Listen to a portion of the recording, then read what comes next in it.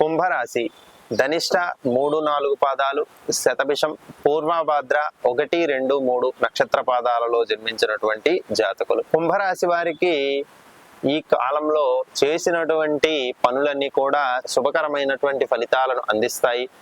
మీరు ఎప్పటి నుండో వాయిదా వేస్తున్నటువంటి పనులను కూడా ప్రస్తుత కాలంలో ప్రారంభించడం ద్వారా శుభకరంగా ఉంటుంది. మీరు అనుకున్నటువంటి పనులన్నీ కూడా ప్రయత్న జయం కలగడానికి అవకాశం ఉంది. కాబట్టి కుంభరాశి వారు చేద్దామనుకున్నటువంటి పనులను ఈ కాలంలో ప్రారంభించడం చాలా అవసరము.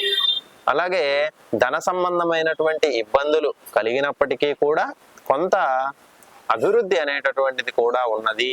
ప్రస్తుతం అవసరానికి అనుగుణంగా ధనం రాకపోయినప్పటికీ కూడా భవిష్యత్తులో మాత్రం మీకు ధన సంబంధమైనటువంటి విషయాలలో కొంత అభివృద్ధి అనేటటువంటిది ఏర్పడుతుంది. కాబట్టి దిగులు చెందవలసినటువంటి అవసరం లేదు. ప్రస్తుతం ఎక్కువగా మనోవిచారము, మనస్సు చెప్పినట్లు వినకపోవడం అనేటటువంటిది, బంధువులతో విరోధములు, బంధువులతో తగాదాలు జరుగుతూ ఉన్నాయి. అయినా కూడా ఎక్కువగా ఆలోచిస్తూ దానినే మనసులో పెట్టుకుంటూ ఇబ్బంది పడకుండా ఉండడం వలన మీకు తరువాతి కాలంలో అవి ఒక జీవిత పాఠాలుగా ఉంటాయి.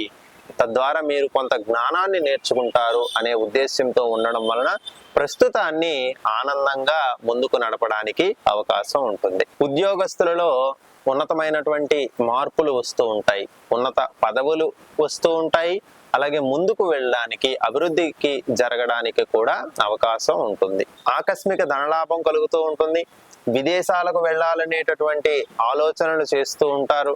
విదేశాలకు వెళ్ళినాక కూడా కొంత శుభకరంగా అక్కడ ఉన్నతమైనటువంటి పదవులు కానీ ఉద్యోగ అవకాశాలు కానీ దొరకడానికి అనుకూలమైనటువంటి గోచార గ్రహస్థితిగా చెప్పవచ్చు. ఎక్కువగా అనవసరపు ఖర్చులు చేస్తూ ఉంటారు.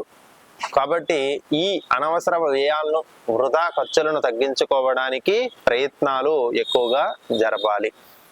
కుటుంబ సభ్యులతో ఎక్కువ సమయం గడపడానికి ప్రయత్నించండి.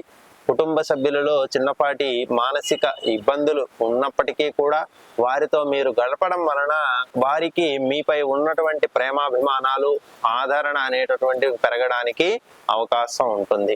మార్చి ద్వితీయ వారంలో ధన రాబడులు పెరగడానికి అవకాశం ఉంది. కానీ ప్రథమ వారంలో చిన్నపాటి ఇబ్బందులకు గురి అవుతూ ఉంటారు. అలాగే గ్రహణ ప్రభావం కొంత కుంభరాశి వారిపై కూడా ఉంటుంది.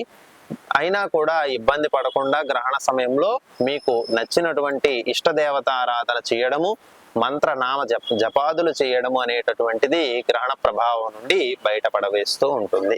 అమ్మవారి యొక్క నామస్మరణ చేయడం, అమ్మవారి యొక్క పాదములను పట్టుకోవడం ద్వారా ఇటువంటి చిన్నపాటి గ్రహణ దోషాలు ఇత్యాది ఇతర దోషాలు పోవడానికి అమ్మవారి నామస్మరణ నిరంతరం కాపాడుతూ ఉంటుంది. కాబట్టి ఈ గ్రహణ కాలంలో కుంభరాశి వారు ఖచ్చితంగా ఏదైనా ఒక దేవత ఆరాధన చేయడం అనేటటువంటిది, నామస్మరణ చేయడం అనేటటువంటిది చాలా అవసరమైనటువంటి అంశంగా చెప్పవచ్చు.